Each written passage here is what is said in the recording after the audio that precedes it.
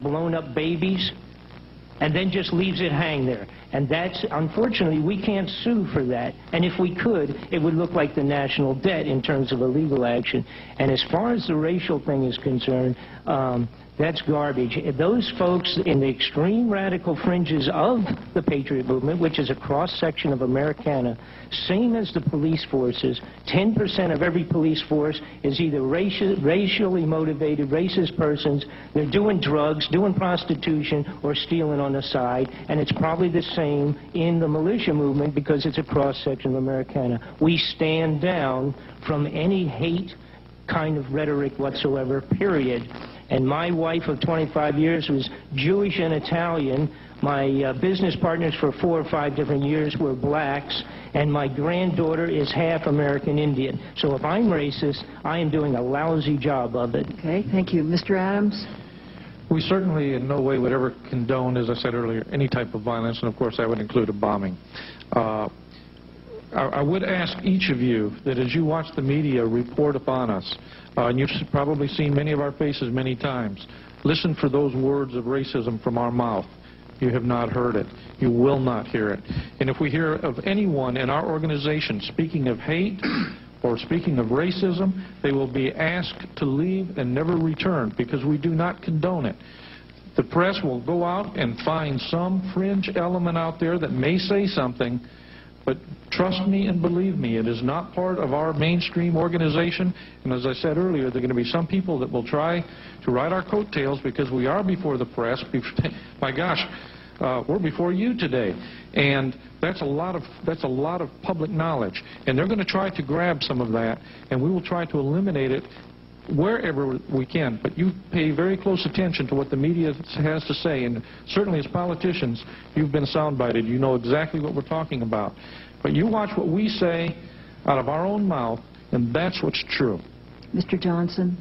Yeah, first it's a question about blowing up a building. Are there any circumstances under which an individual is justified to blow up any building? After you've evacuated it and you wanted to cover up the evidence.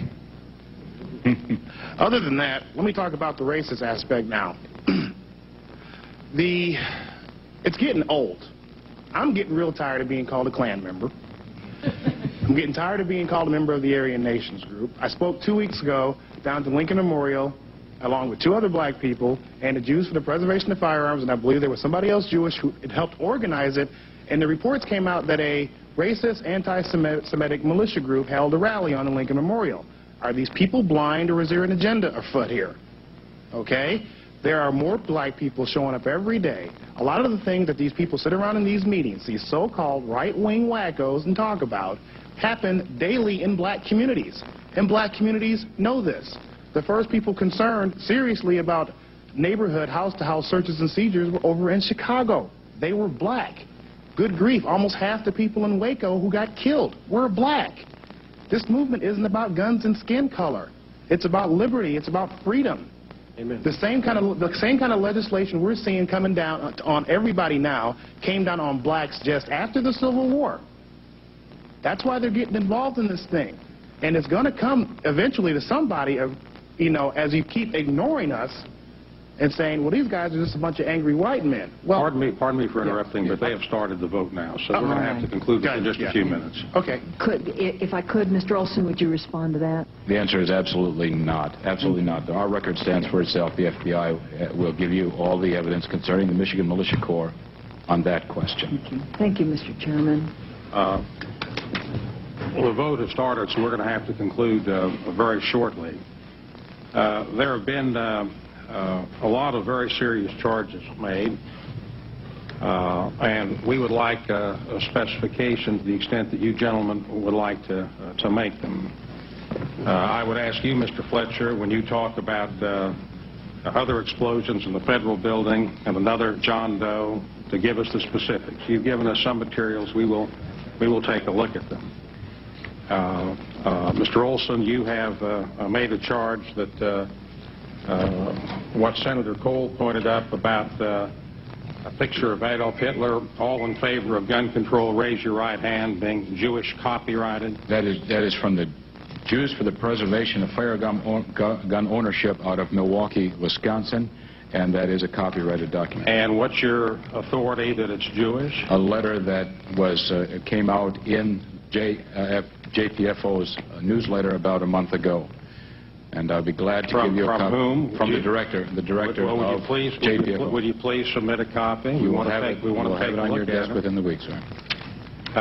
I'd be glad to get into the issue you raised about the single bullet theory. If you want to write to me, I will respond to you in detail. I'm sorry we don't have the time with the vote starting. Mr. Adams, you have made a comment about the organization of militias in all 50 states, and I would ask this of you and of all the other members present, if you would provide this committee in writing all the information you have about where the militias are, how many there are in each state, where their names are, what their membership is, what their purposes are, if there is anything in writing about them, if there is to give us some specification to the extent you can as to what weapons they have. And I'm not making any suggestion if there are any violations of law, but we'd like to know as much specifically as we can about this question.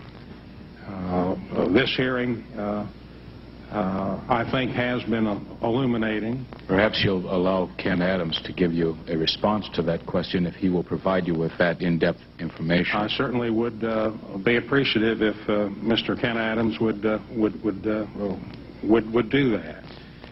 My own view, as I suggested in a brief exchange with Mr. Olson, is that let it all come out. Let it all hang out. Could I respond to your question, sir? To your request to be brief. If you can briefly, the votes have started.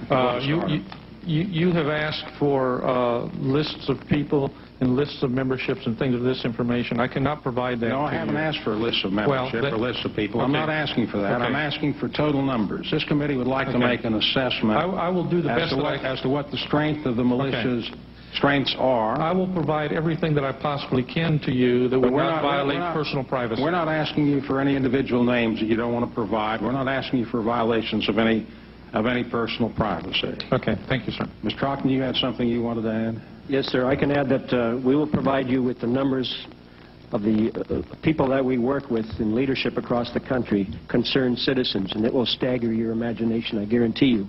America is upset, and we are a valve to help control them till we can find a way to solve this. Please be thankful that we are here. We love our country. We love our form of government. There is no better on earth. We're here to support the righteous government. I would like an answer from each of you, too, in writing, if you'd provide it. As a follow-up to Mr. Johnson said, that there's only time between now and armed conflict. You have all said that you respect the democratic process and the ballot box as a way of changing our institutions. And the only limitations when asked about violence was essentially a statement about self-defense.